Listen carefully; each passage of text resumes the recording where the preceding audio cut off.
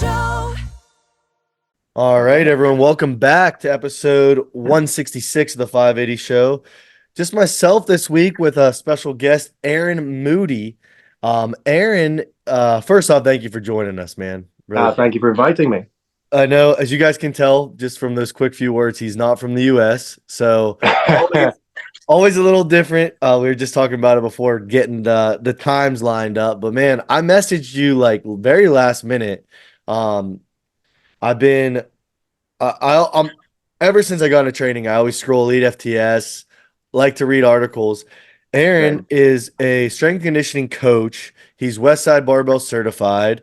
You're a 105 kilo strongman competitor, and you actually authored up an article on Elite FTS, which I thought is really cool, and which I want to be the main premise of our discussion today. But it's 531 for strongman.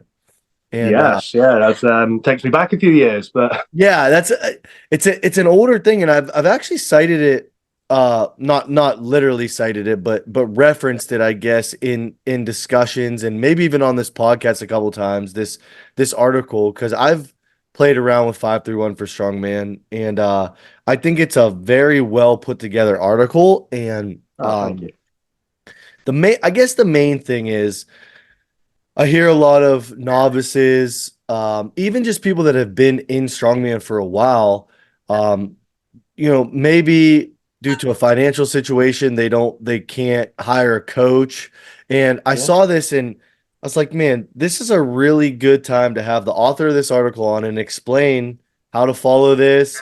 And it provides an avenue to be able to kind of just program for yourself, follow a template and go. That was the plan for it. Yeah, keep it simple, keep it cheap, and hopefully effective. Yeah. So okay, so when you put this article together, was it just?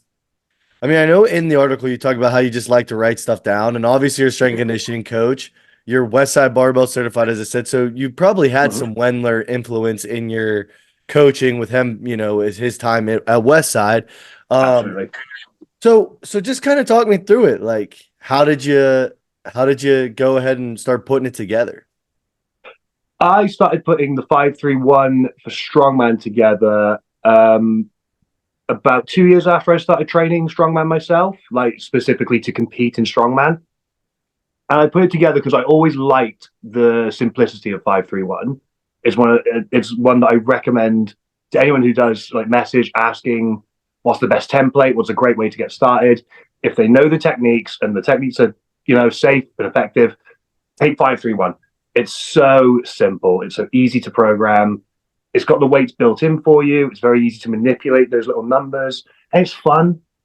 It's really, really fun to take those top plus sets and just run yourself into the ground, especially when you are like log press for reps, for example. It's minging. It's a horrible event. So having those plus sets built in, I think, is really effective for strongman training. Yeah. And that's why I think everyone loves those plus sets. Like, I work with a high school football team, and I think like giving them that 5-3 or 1+, whatever, is we use 5-3-1. It's exactly like you described it. I love the simplicity. I've always gravitated towards it, and I always recommend it. So that's kind of why I gravitated towards your article and wanted to speak with you. So but even with in-person clients, we still will use 531 structure, not every week, but it's such a basic way to get some good volume in at a high percentage, or a high enough percentage to stimulate a response. Right. Yeah, and it's you talked about in the article, but one of the main things in 531 is starting lighter and then you work, but I know you've probably felt this way. I know I have, is like it's sucks at first when you feel like you're dialed back, but it's so rewarding when you stick with it for months, wave after wave, and then it's like really you're like, oh man, you look back and you're like, I'm hitting for my 1+ what I was hitting for my 5+ now, you know what I mean? So it's super rewarding, but it is a slow start. It is a slow start, but I think the reason I put it into a template, thinking about it being a slow start, is it gives people time with the program. And lots of people want to change every 6 weeks, want to change every 8 weeks. And, that's fine if that's how you keep your training fresh and interesting. But to see, like you said, long-term progress where you see your old 1 turn into a 5, like, that's a huge jump in strength. And 531 allows you to do that like every 4 weeks without fail if you're just sticking to the numbers. Right. Now, do you like to switch up accessories every 4 weeks? Yes, I do. Yeah. Very much West Side influence there. Yeah. Yeah. In I my own figured. training. Yeah, I figured as much. So, like I always feel like that's one way to combat it is like some people's gripe about 531 is like boring, Yeah. because it's 531 deload or whatever variation you're Yeah. running. But, you know, I will say, first off, with your template, the main movement is a lot less boring with strong, at least to me, because it's Yeah, strongman same. stuff. And obviously I gravitate towards strongman, but with like different exercises paired, superset together, I Yeah. really like the layout. But what I was getting to is like changing the accessories is one way. Like anyone listening that they're getting bored in training or whatever is one very simple way to combat that, changing it. Just Agreed. just every wave, just change your accessories. Just mess around with the accessories and the tempo of the main lift. If you're really looking for a challenge one week and you don't feel like doing, I don't know, your 5+ set because you just feel wrecked, do a hard tempo 5 or something. You don't need to change the whole thing.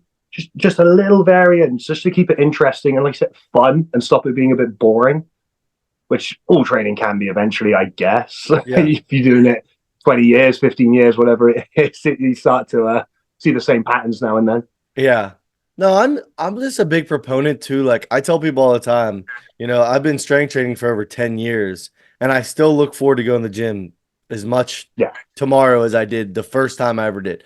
And it's like, so if you're getting bored in your training, find little fun ways to make it fun, Yep. Absolutely.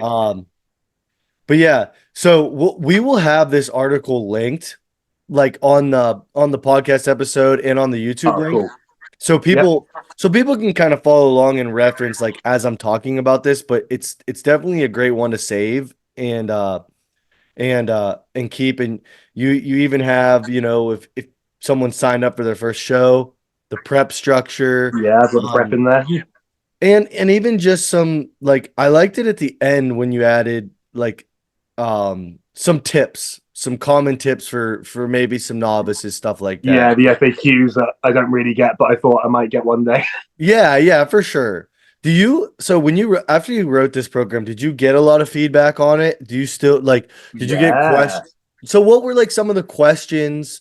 And I guess also, well, I'll follow up. What are some of the main questions you get that someone may not be answering the article that you would have put in now? Most of the main ones came about how I'd recommend changing it for the person who was mentioning their specific contest. Like they'd send me their event list and they'd say, "Oh, would you mind helping putting Yeah. this into the template for me?" And of course, I'm happy to help. It takes 10, 15 minutes of chatting to someone. Yeah.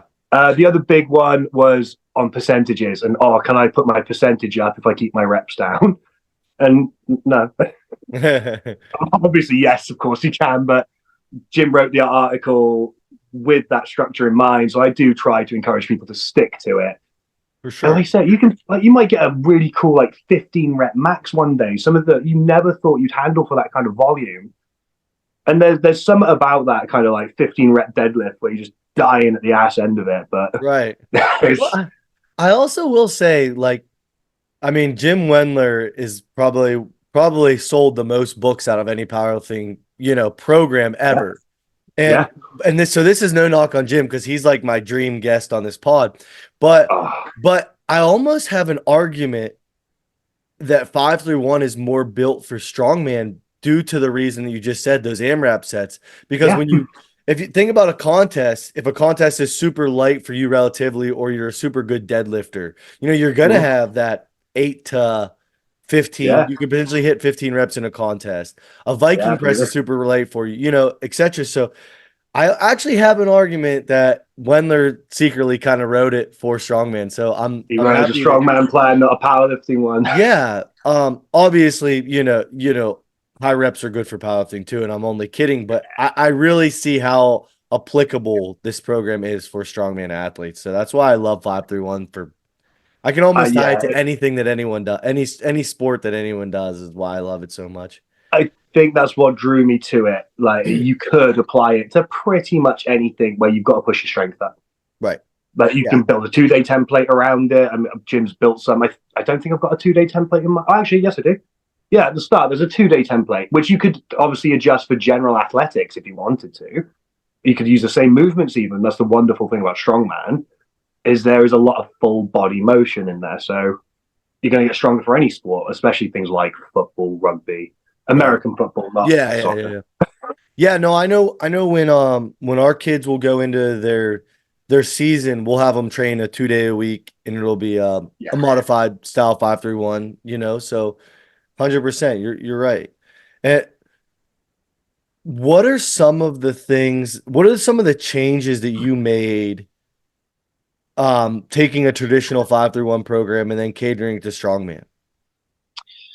I think the biggest change that I put in when I wrote it is I have a clean day in there. So a day to practice the clean work. And it was only from experience, like my experience of strongman at that point was a lot of people were great pressers and shit with their clean. Yeah. And that seems to be less and less the case nowadays. The more time I spend in that sport, especially in the weight class strongman, you've got guys like Shane Germain, Josh Lancaster putting out lots of information on the Olympic lifting style of technique with the vertical torso dip. Yes. And lots of people now can clean really nicely. And if I were to rewrite it now, I might change that a little bit. Maybe if you were weak at the clean and strong at the press, I'd keep it that way, but I'd probably do 2 clean and press with different implements or something along those lines instead. Yeah. But that was the only real change I made, I think. Obviously, the back squat became the front squat. That's what I was kind of leading you towards. So, but no, front squats suck. Not a lot of people like front squats, but it's one argument I make a lot is that I think it ties the strongman so much more. And I hope I'm not making this up, but I think you talk about it in the article of why front squat is more specific to strongman. I do. It's just where we load most of our weight, isn't it? It's going to be any Conan sandbag, any of that shit that's up on your chest, stopping you getting in that proper breath and still having to maintain good position and not black out. Right. Like the amount of front squats I've taken, I fucked it at the bottom and just... Weight class athletes, supporting like a log, like I'm an 80 kilo, like it. Yeah, no, 100%. I honestly I'd be curious your thoughts on this too as a coach.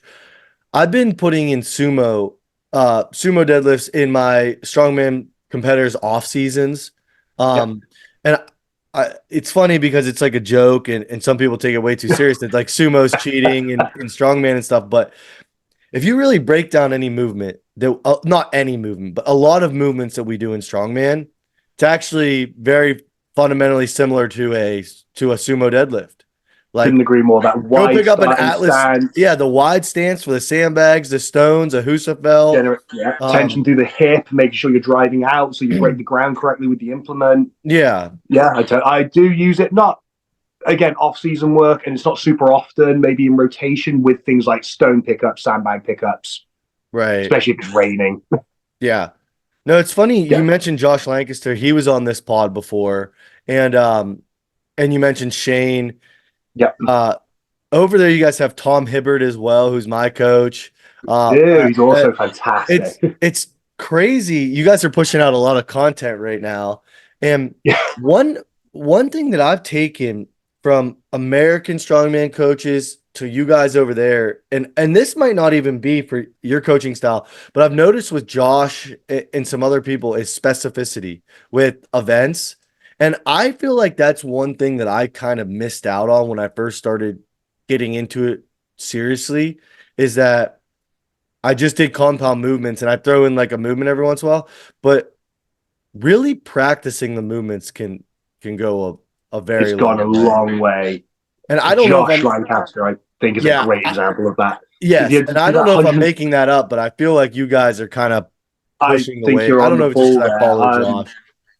I think you're really right. Shane didn't coach me directly. It was Dan Ashcroft, his 2IC. I did a lot of work with Shane over that, and the amount of positional stuff they had me doing. Yeah. Because I had a really poor thoracic position. for a lot of the lifts. So they were there making me get upright for the dips. And it absolutely changed my log, changed my Atlas stone load.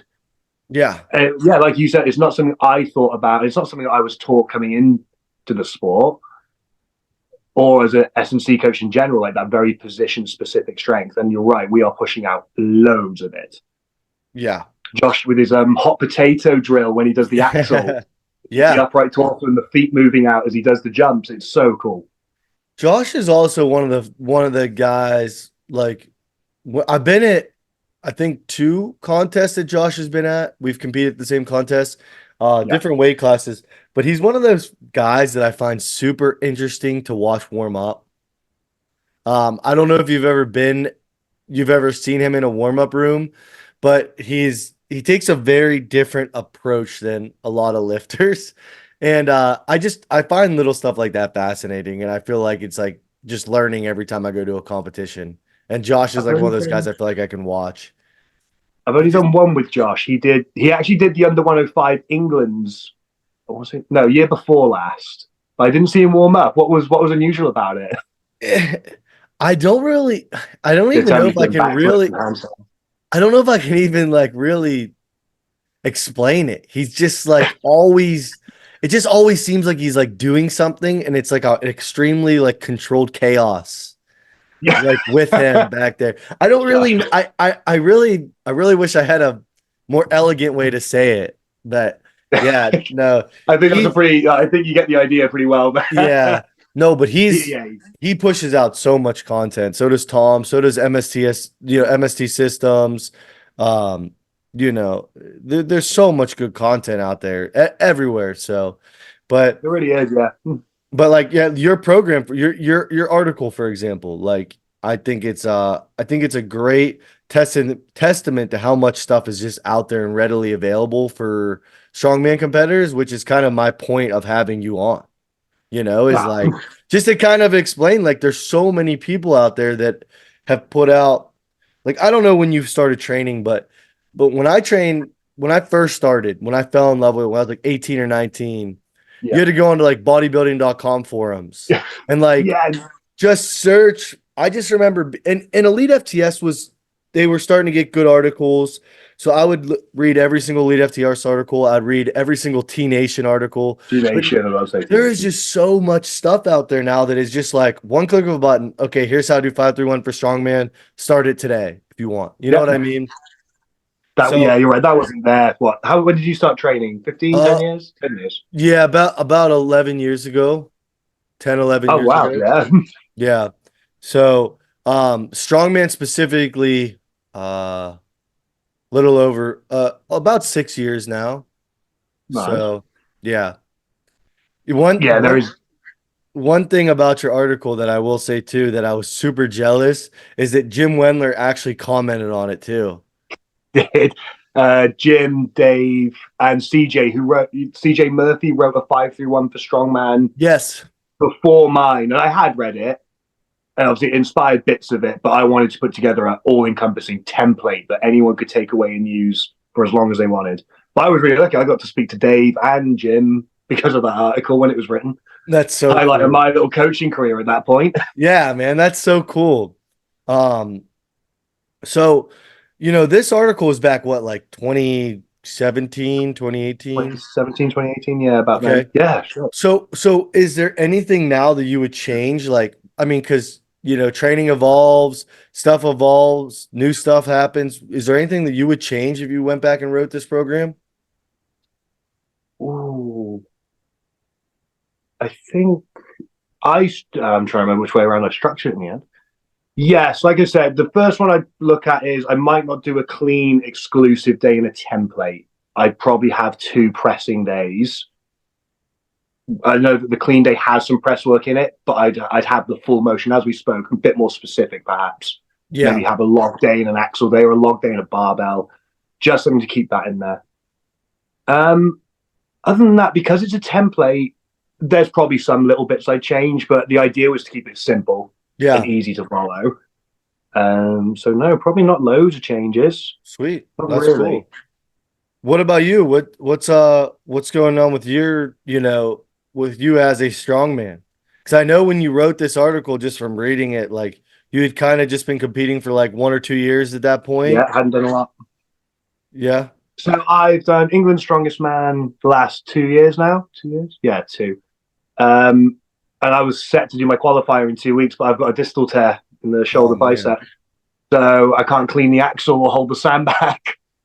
So I Yeah. think I'm probably going to have to miss that one this year. But obviously, we've got Chaos Strength Promotions here. Yes. Yes. We added in Luke's been on this podcast too. Yep. Yeah, Luke's a monster. I love Luke. Yeah.